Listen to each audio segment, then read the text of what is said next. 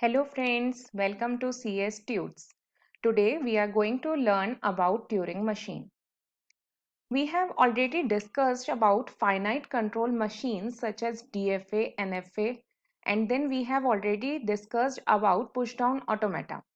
So there are certain languages that cannot be accepted by finite automata such as DFA or NFA that we had solved using our push-down automata. For example, the language that can accept the equal number of A's and equal number of B's. For example, A to the power n, B to the power n, such type of a languages cannot be generated using a finite automata such as DFA or NFA.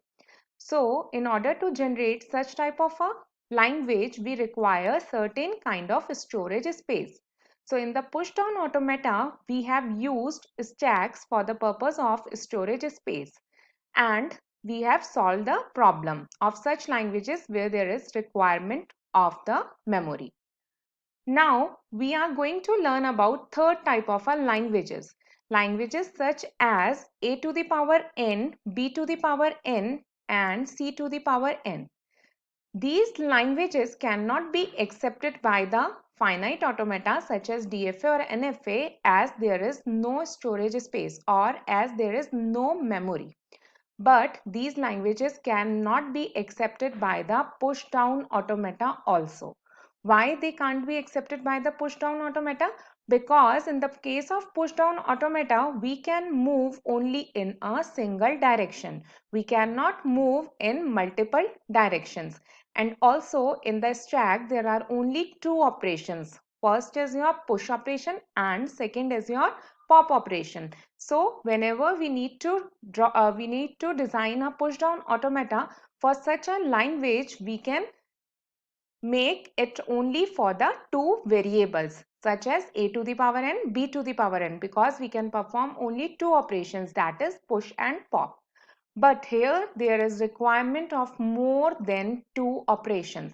That means we require something extra. Along with the memory, we require some more operations that can make it feasible to remember the order as well as to remember the number of the alphabets that must be present in our language. So in this language, we can see that the number of A's is equal to the number of B's is equal to the number of C.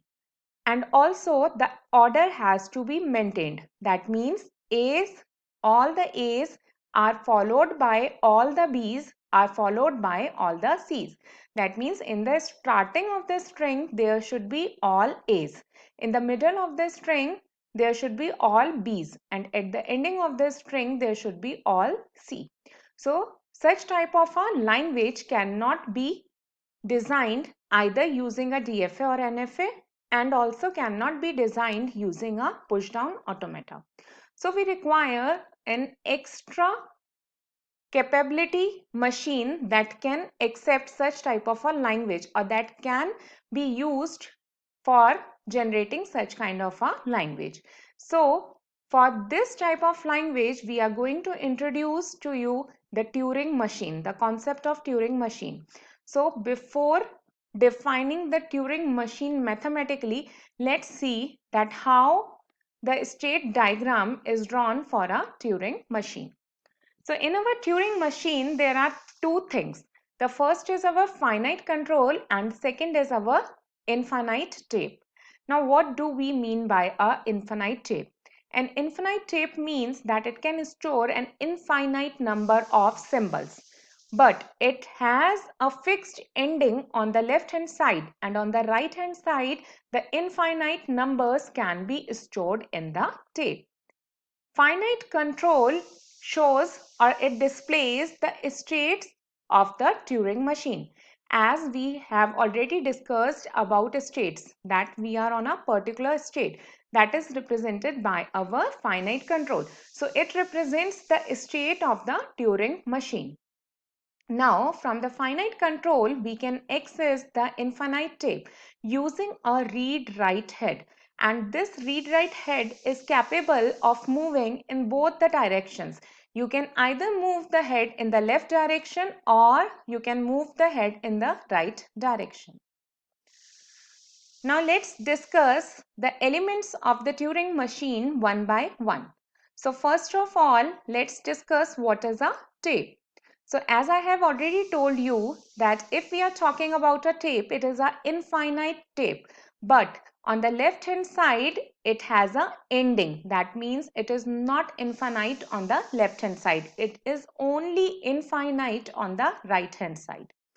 Now, the third point is tape is divided into squares or cells that are capable of holding one tape symbol.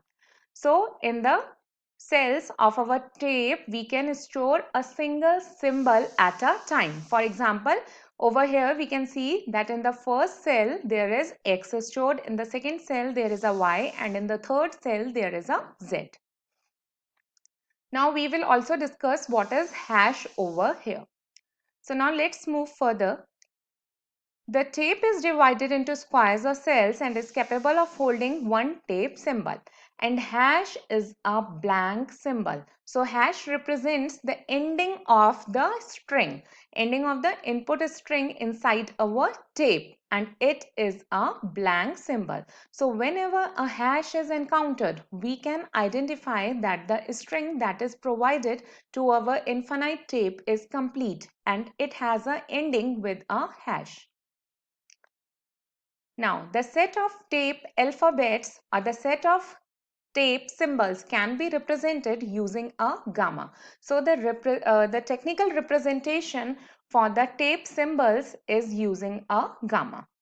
Now, the second thing is a finite control. A finite control can be in any of the one of the finite number of states. So, in a Turing machine, we can have multiple states. So, finite control represents the current state of a Turing machine. As we will move further, you will get to know what exactly a state is. Now, next is how many types of states can be there in a Turing machine. So, in Turing machine, there are three types of states. First is the initial state. You can also call it as a start state. So, start state is that particular state in which the Turing machine is on its start. That means we can say that Turing machine in the beginning is on the start state, that is also known as a initial state and is represented by Q naught. The second state is a halt state. Halt state is that particular state on which the Turing machine stops. Stops means we are not going to perform any further operations using our Turing machine because it has halt on this particular state. And this state is represented using a H. Small h represents the halt state. So halt state is distinct from a initial state. That means the halt state and the initial state are two different states. So if you are confused, I am repeating it once again. So initial state is that particular state on which the Turing machine is at the beginning. And halt state is that particular state on which the Turing machine halts, or you can say on which the Turing machine stops and does not perform any further operation. Now, between the initial state and the halt state, we have certain intermediate states. And all the states which are between your initial state and the halt state are known as your intermediate states.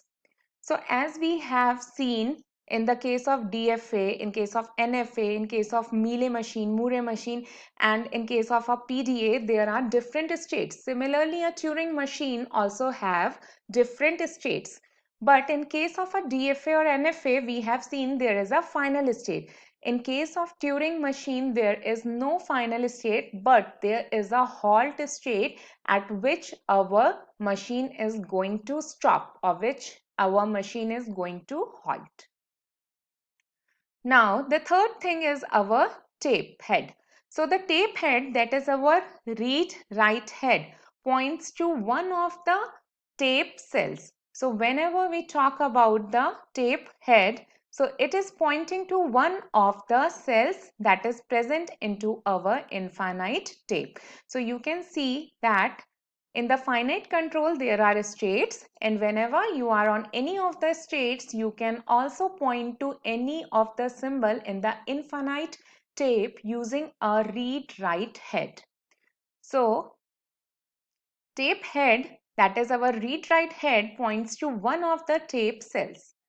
It also provides the interaction among the tape and the finite control, as when we are on any of the state, we can control the symbols in the infinite tape. So, read-write head, or we can say it directly ahead, provides us an interaction between the states that are known as your finite control and the infinite tape, the symbols present in the infinite tape. So it acts as an intermediate which is providing the interaction between the states of the finite control and the symbols of the infinite tape.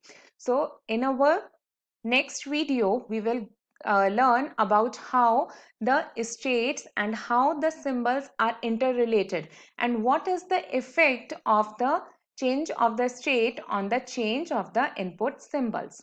So that's all about this video. Thanks for watching our video. In case of any queries, you can leave a comment in the comment section. And if you like our video, please like and subscribe our channel CS Tudes. Thank you.